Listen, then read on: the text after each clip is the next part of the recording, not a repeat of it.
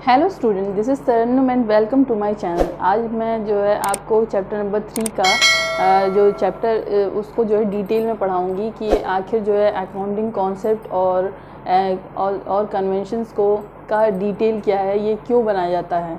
तो आइए आज पढ़ते हैं, ठीक है। अकाउंटिंग कॉन्सेप्ट और एज्यूम्शन ये होते क्या हैं। Accounting concept and assumption concept provide foundation to accounting process. यही कॉन्सेप्ट होते हैं जो हमें फाउंडेशन, एक नींव प्रोवाइड करते हैं अकाउंट बनाने के लिए, ठीक है। जिस तरह घर बनाने के लिए नींव की ज़रूरत होती है, बिना नींव के घर नहीं बन सकता है, उसी तरीके से अकाउंट बनाने के लिए अकाउंटिंग कॉन्सेप्ट की ज़रूरत होती है। अकाउंटिंग कॉन्सेप्ट के बिना जो है अकाउंट्स बन नहीं सकता है। इसीलिए अकाउंटिंग कॉन्सेप्ट और एज्यूम्शन बहुत ही इंपॉर्टेंट है हमारे अकाउंट बनाने के लिए, ठीक है। तो accounting concepts provide foundation to accounting process, ठीक है। It is assume every enterprise follow them. ये एज्यूम किया जाता है, ये ऐसा सोचा जाता है, ऐसा देखा जाता है कि जो है सारे इंटरप्राइज जो हैं वो ये अकाउंटिंग कॉन्सेप्ट्स को फॉलो ज़रूर करेंगे, ठीक है। तो अकाउंटिंग कॉन्सेप्ट 3 तरीके के होते हैं, मतलब तीन कॉन्सेप्ट हैं। फर्स्ट है गोइंग कॉन्सर्न, दूसरा है consistency concept and third is accrual concept, ठीक है। तो ये 3 कॉन्सेप्ट होते हैं, ओके। तो हमारा फर्स्ट कॉन्सेप्ट है गोइंग कंसर्न कॉन्सेप्ट, जो क्या बोलता है, business will continue for a long period of time, ठीक है। जो क्या बोलता है कि जो बिजनेस है वो लॉन्ग पीरियड यानी बहुत ही लंबे समय तक चलेगा। इसका एग्जाम्पल क्या है, जैसे कि हम जो बिज़नेस ऑर्गेनाइजेशन है वो बैंक से लोन लेती है 10 साल का, 15 साल का, और बैंक उन्हें दे देती है।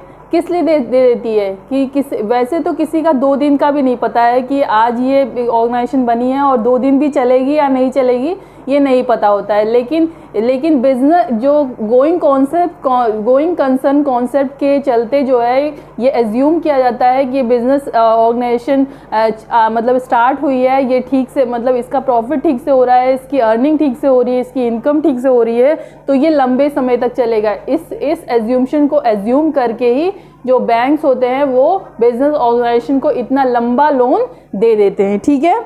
नेक्स्ट क्या है, नेक्स्ट है कंसिस्टेंसी कॉन्सेप्ट। कंसिस्टेंसी मीन्स क्या होता है, कंसिस्टेंसी वर्ड का मतलब होता है कि लगातार किसी काम को करना, ठीक है। तो कंसिस्टेंसी कॉन्सेप्ट क्या बोलता है, accounting concept and assumption will remain consistent for 1 year to another year. यानी कि जो अकाउंटिंग कॉन्सेप्ट हैं, जो अकाउंटिंग के कॉन्सेप्ट और एज्यूम्शन है वो एक जैसे रहेंगे। मतलब कि अकाउंट्स में जो भी रूल लगाया जाएगा वो जो है एक समान ही लगाया जाएगा। मतलब जो रूल इस साल लगाया जाएगा, जैसे कि फॉर एग्जांपल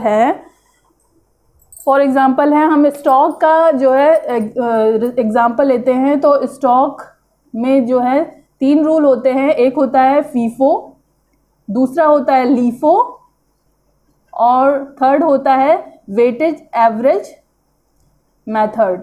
फीफो का मतलब क्या है, फर्स्ट इन फर्स्ट आउट।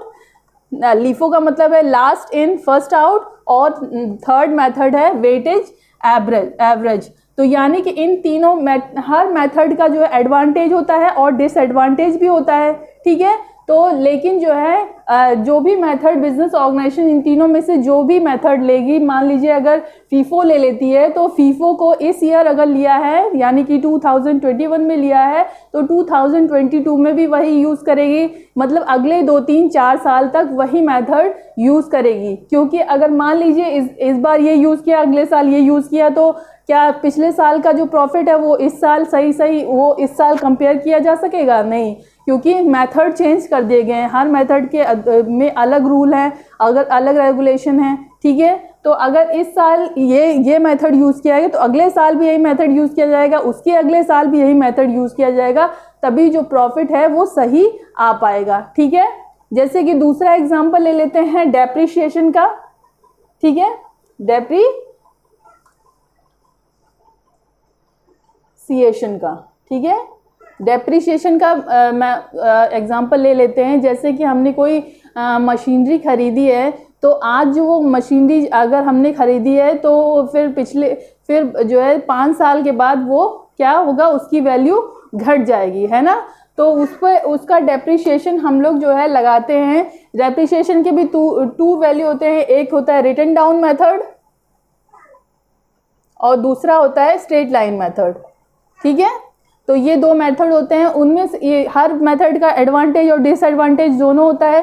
तो इन दोनों में से जो भी मेथड लगाना हो वो मेथड एक बार बिजनेस ऑर्गेनाइजेशन जब स्टार्ट करेगी तो वही मेथड हर साल जब लगाएगी तभी जो है एग्जैक्ट प्रॉफिट और लॉस निकल पाएगा। मतलब कंसिस्टेंसी कॉन्सेप्ट ये कहता है कि जो रूल एक साल लगाया जाए उसे कंसिस्टेंटली मतलब हर साल उसी रूल को ही फॉलो किया जाए, इसका मतलब ये हुआ, ठीक है। नेक्स्ट है एक्रूअल कॉन्सेप्ट। एक्रूअल कॉन्सेप्ट क्या कहता है, revenue is recorded when sale are made, ठीक है। जो रेवेन्यू है, जो इनकम है, उसको रिकॉर्ड कर लिया जाए जब सेल कर दी जाए। मतलब सेल हो, चाहे वो क्रेडिट बेस पे हो यानी उधार पे हो या फिर कैश बेस पे हो, लेकिन उस सेल को रिकॉर्ड कर लिया जाए, क्योंकि उसको इनकम में रिकॉर्ड कर लिया जाए, क्योंकि उसको रिकॉर्ड कर लिया जाए क्योंकि अगर जो है सेल अभी हुई है, ठीक है, और जो है उसका जो पेमेंट है वो अगले साल होता है, तो अगर हम लोग इस साल के सेल का इनकम अगले साल लिखेंगे तो प्रॉफिट क्या हो जाएगा, बढ़ जाएगा। और इस साल जो सेल है वो सेल जो है कम हो जाएगी। इसलिए जो है ये सही से जो अकाउंट है वो मेंटेन हो सके, इसके लिए ये कॉन्सेप्ट क्या कहता है, revenue is recorded when sale are made. जब जैसे ही सेल हो, कैश बेस पे हो, क्रेडिट बेस पे हो, लेकिन वैसे ही जो है उसे जो है रिकॉर्ड कर लिया जाए अकाउंट्स में, ठीक है। नेक्स्ट है expenses are record in the year in which they assist to earn revenue.